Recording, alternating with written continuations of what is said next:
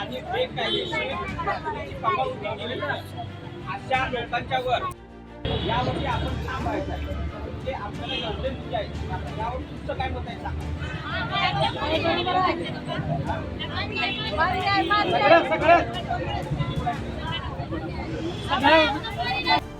मी वाघापूर गावचा रहिवासी तानाजी कांबळे. सन 2003ला आमच्या गावामध्ये 39 गुंठे जमीन होती. त्यात 3 गुंठे स्मशानभूमी महार समाजाची आणि 9 गुंठे तलाव, 27 गुंठे पलीकडे हा परिसर होता.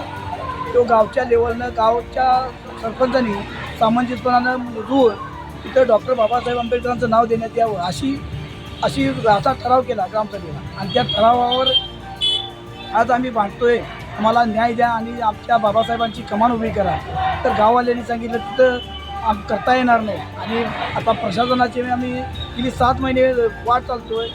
जिल्हाधिकाऱ्यांच्यावर गेलो, शिवणच्याबरोबर गेलो, तरी त्यांनी आम्हाला न्याय दिलेला नाही. म्हणून आम्ही वाघापूर ते नागपूर असा लाँग मार्च काढत आहोत.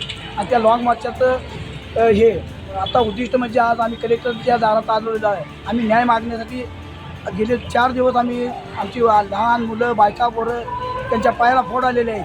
अशा स्थितीत असताना रात्रभर या कलेक्टरच्या दारात बसल्यावर सुद्धा त्याची दखल घेतलेली नाही. आणि याची दखल घेऊन सदर जागे डॉक्टर बाबासाहेब आंबेडकरांचं नाव देण्यात यावं एवढीच आमची भूमिका आहे वाघापूर आल्याच्या वतीनं. जय भीम.